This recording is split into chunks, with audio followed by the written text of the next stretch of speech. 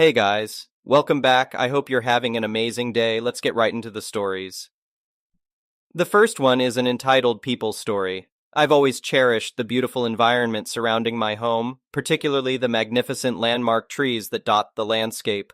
These trees, deemed essential for preserving the fragile ecosystem due to the abundant rainfall and hilly terrain, held a special place in my heart. They not only prevented erosion but also provided shelter to countless creatures. However, my neighbor, with his distorted concept of personal boundaries, posed a constant threat to my property and the precious trees that adorned it.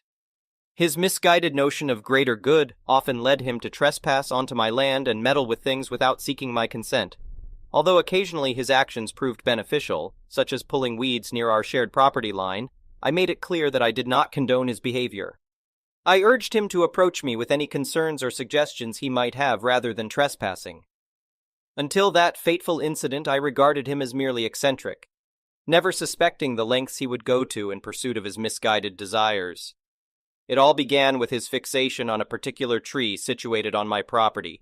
According to him, the tree obstructed his view and cast excessive shade, thus causing harm to his beloved flowers.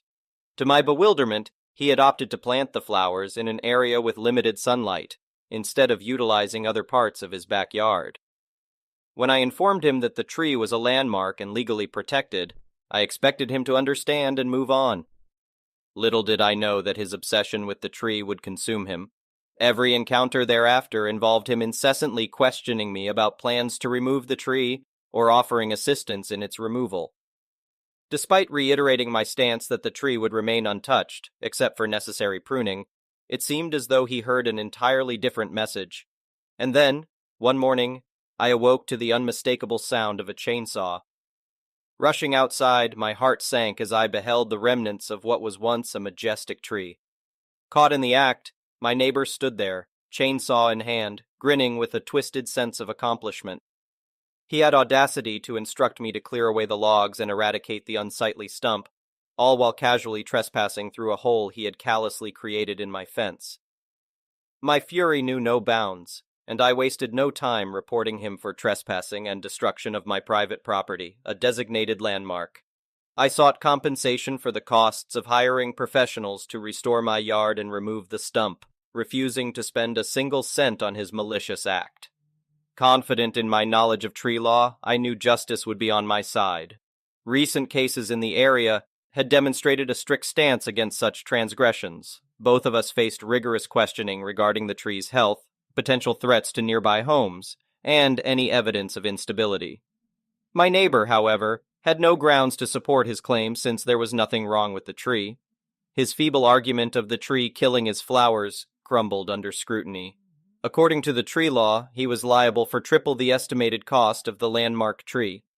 While I couldn't keep the entire sum, as the town used a portion to replant an equivalent tree on my property, the remaining funds were rightfully mine. The judge made it clear that I must use the money to clear the space where the previous tree stood, making room for the new one. Consequently, I couldn't sue him for additional compensation for cleanup costs, as it fell under his financial obligations. In the end, he was ordered to pay a staggering $200,000 to the court for the destruction of the landmark. Regarding trespassing and the damaged fence, he received a mere warning. I opted not to pursue a restraining order, sensing that his face betrayed his realization that such actions would have severe consequences. As for the fence, he had 90 days to repair it, subject to inspection. The satisfaction I derived from witnessing his reaction to the court's decision was immeasurable. It served him right, considering the countless times I had explicitly informed him of the law.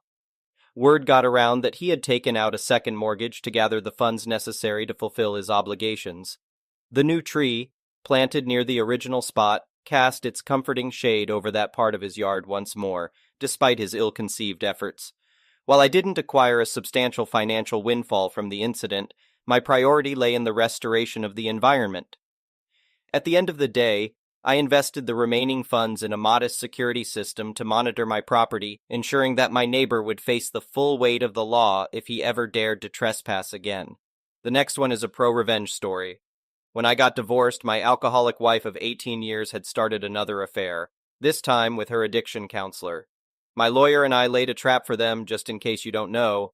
Intimate relations between a counselor and a patient are very frowned upon by the regulatory bodies. And I was more than pissed after putting her through rehab, which cost $25K and I didn't have to do, only to have her fall back into her old behavior. Shortly before the divorce was finalized, I filed a complaint with the state body licensing health professions. Knowing they were in some peril because of their unprofessional relationship, I had already gotten him fired from a major teaching hospital. She had backed off her exorbitant demands. I paid her a very modest settlement, kept the house, got custody of the 3 tweenage kids, and received child support. Her lawyer naturally included a clause in the divorce where I had to agree to not say anything negative about her lover and their relationship. But the lawyer messed up and never asked if I had already filed charges and thus didn't require me to rescind them. Her lawyer had assumed I was just bad-mouthing them to neighbors and friends, and it never occurred to the lawyer that we were doing much more. When the Board of Health Professions responded to my complaint shortly after the divorce was finalized, I told them that it would take a subpoena to get me to testify. A subpoena trumps an agreement in a divorce settlement. They were happy to oblige. They stripped his license and placed him on a register of sanctioned health professionals. He never worked again. They were broke in a handful of years, and she divorced him when the money ran out. In the meantime, his mother had died, leaving a fair-sized estate, so it took longer than I expected. Oh, and the icing on the cake was that his wife and I traded notes, notably hotel receipts from the time of their affair, that helped each of us in our respective divorces. Justice was served. The next one is a petty revenge story. This happened when I had only just moved from home and got my own place. I was super proud of myself as I had saved like a demon and bought, with a mortgage obviously, my first place. It was a lovely little 2-bedroom flat in a slightly rough area, but I loved it, and it was all mine. My mom and stepdad came to visit for a few days, a few months after I was settled in. The flat was nicely decorated in my style with all my own furniture. One of the evenings they stayed, I had to work a late shift. They planned to go out for dinner and to the pub, so I left them to it. I came home at 11 p.m. and my mom had moved nearly all of the furniture around. All my books and kitchen stuff were moved to different shelves or cupboards. She even moved my bed in my room, so when I opened the bedroom door it hit the bed. I was pissed. So I angrily fixed what I could that night before going to bed. I spoke to her about it the next day and explained that it was my home and I had it how I liked it, so please stop. I put everything else back, which took hours. She grumbled the whole time, insisting that it looked better her way.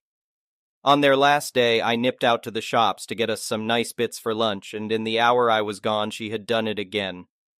She had moved all my kitchen stuff around to where she liked it. Again, I told her off, stating that it was my house and my rules. She still maintained that it was better her way and that I should just let her crack on. Fine, I let her do what she wanted and put stuff back when they left. My revenge came when I went to visit their house 6 months later. While she was out at work one day, I rearranged every bit of furniture I could by myself. Everything. I swapped the dining room and living room furniture over so that you had to walk through the living room and across the hallway to get to the dining room. I swapped their bedroom and guest room curtains over. The windows were different sizes, so their new bedroom curtains were 2 feet too short. I even did pointless little things like moving the spoons to a different side of the drawer and moving every photo on the walls to a different wall. I rearranged the fridge as well. It took me 7 hours. My stepdad was home while I did it and laughed his head off the whole time. He refused to help but understood, so he let me crack on. Neither my stepdad nor I said anything when she got home.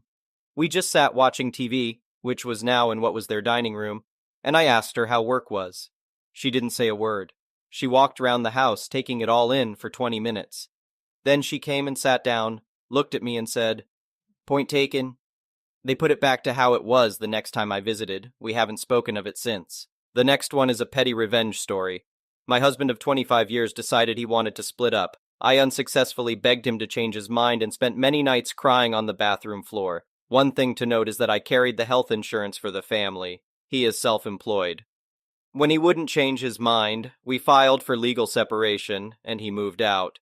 In the meantime, I got a fantastic new job that covers 100% of the health and dental insurance premiums for the entire family, with a $100 deductible. Sweet. He is still allowed to be on my insurance since we are legally separated rather than divorced, and it costs me nothing to have him on my insurance. But I am petty as hell, so I charge him $400 a month for something that costs me $0. Of course, he is welcome to get insurance on his own in the marketplace, which would probably cost at least twice that amount for an equivalent policy. I make sure he knows it costs me nothing, nada, zip, to have him on my insurance, and that his $400/month payment is funding my upcoming trip to Spain. If you have a legal separation, getting a divorce in my state is just a matter of filing a form and paying $60. If I did that, he couldn't be on my insurance anymore, so he is basically paying me $400 a month not to file for divorce after not wanting to be married anymore. I love it. The next one is a malicious compliance story. When I was at the university, a friend landed a part-time job doing networking for a really small company and asked me if I wanted in because he also had other customers and was worried he wouldn't be able to handle them all. It was easy money, 12 hours per month, to basically maintain the network infrastructure, upgrade firmware on routers, check logs, run antivirus software, and install some software on computers. So I said yes. The company used to fix and sell printers and printer-related stuff. It was run by two ladies who were friends, let's call them May and June, but the CEO in function was May's husband, let's call him CEO Peter, who was also June's husband's best friend. The rest of the company consisted of accountant Peter, who shared the name with the CEO, some technicians who were never there, and two hardworking sales representatives.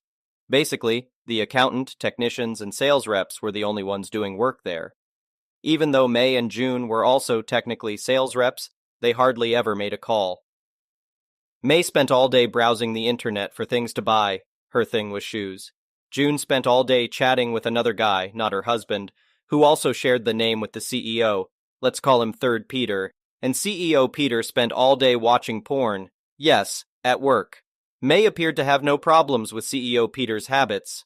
I spent most of the time there trying to clean CEO Peter's computer from the myriad of viruses that he would install by browsing sketchy sites, and even when I complained a lot about it to him, he said that he didn't know why there were so many viruses and kept doing it every single day. The place was full of drama, and after a while, my friend and I would pretend to have work to do there and spend time there just for the laughs. One day, May approached me furious, saying that she caught one of the sales reps browsing the internet instead of making calls. She wanted to disable the internet for the reps. I checked the logs and found that the rep had browsed the specs of one of the machines she was selling, a newer model she wasn't familiar with. So, cue malicious compliance. I disabled the internet for the whole company. About 2 minutes later, May, June, and CEO Peter came running to the server room, shouting about what the hell was happening to their internet.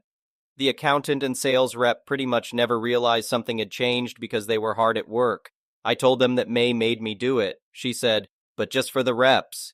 And I told them some story about not being able to block a specific IP because they were assigned dynamically. So they were about to change, and blah blah blah. CEO Peter was red as a tomato. He demanded to reinstate the internet for everyone. I looked at June. She nodded. I looked at May. She said, "Are you sure you can't just do it for them?" I said no. She exhaled. Okay then, the internet is back up for them.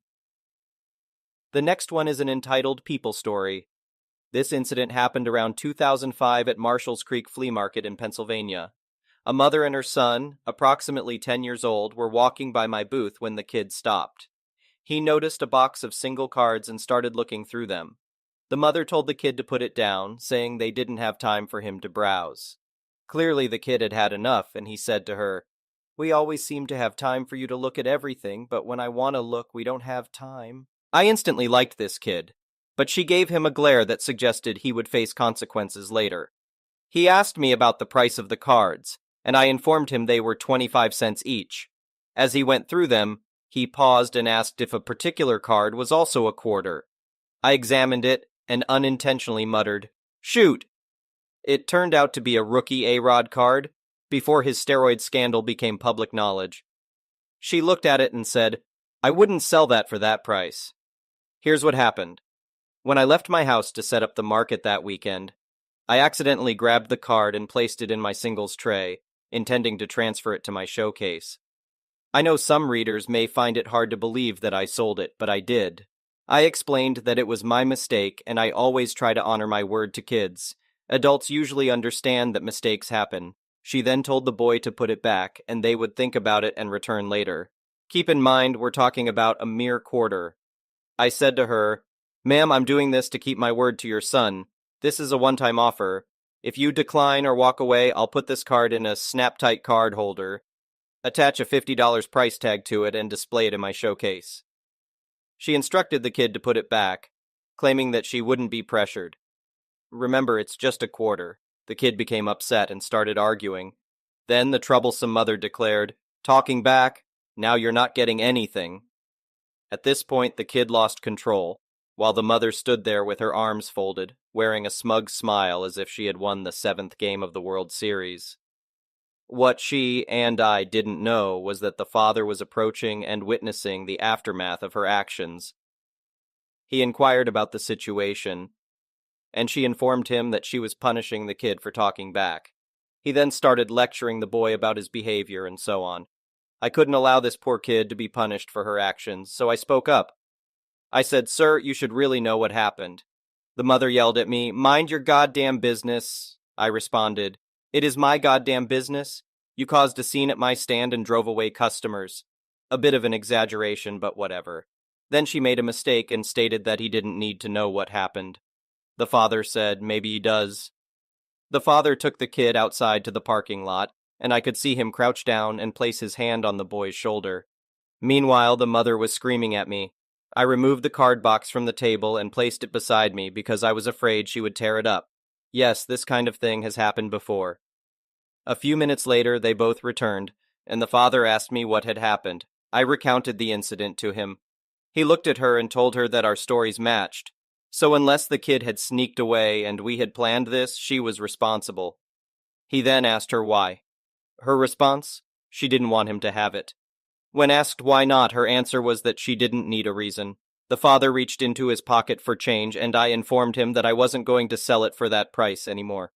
However, I would if Mommy Dearest paid for it. Yes, I was rubbing it in. She shouted that there was no way she would give me anything. The father asked, "How much?" I suppose he was expecting the book price. I said 26 cents, but if you don't have a penny, you can owe it to me. As I started putting the card into a top-loader card holder, this insane woman actually tried to jump over my table to grab the card. She was screaming that she had said no, and how dare I sell it to him.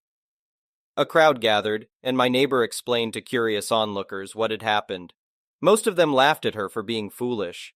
I handed the card to the father, and she continued screaming that she would tear it up at the first opportunity.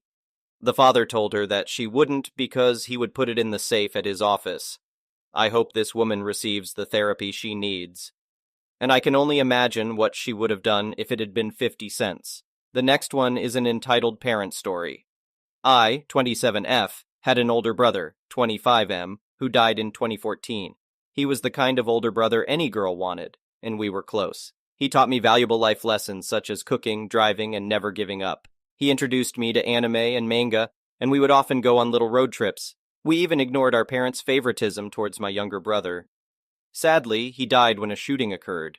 He wasn't involved in any illegal activity, he was simply eating when it happened. An investigation took place and the police confirmed his innocence. He was only 25 at the time, and I was 19. I would be lying if I said I didn't fall into a deep depression. It reached a point where I stopped eating and lost around 55 pounds in just a month and a half after his passing. During that time, I only drank water and milk to fill myself up. I didn't want to get better until one day my former sister-in-law called me to inform me that he had left me some things. I met up with her, and the items he left behind included an album filled with Polaroid pictures of our crazy adventures, graphic anime tees, and a chain with both of our initials.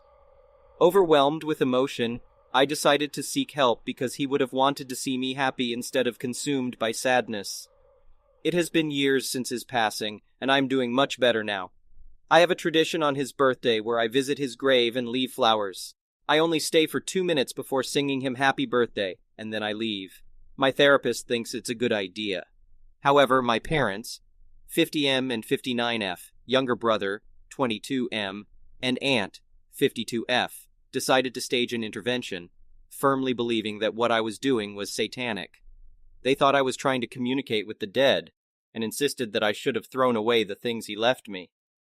They even suggested I attend their church to rid myself of these diabolical ideas. I was shocked, and told them that I wouldn't stop this tradition, and that I had no intention of going to their church. I reminded them that this was about their older son, and if they continued to behave this way, I wouldn't hesitate to cut off contact with them. They continued to yell at me, and my aunt even went so far as to throw holy water at me. I had reached my limit and told them that we could talk when they stopped being religious fanatics. As of today, I want nothing to do with them. I left before any of them could say anything, and it has been a week since the incident. I have blocked their numbers.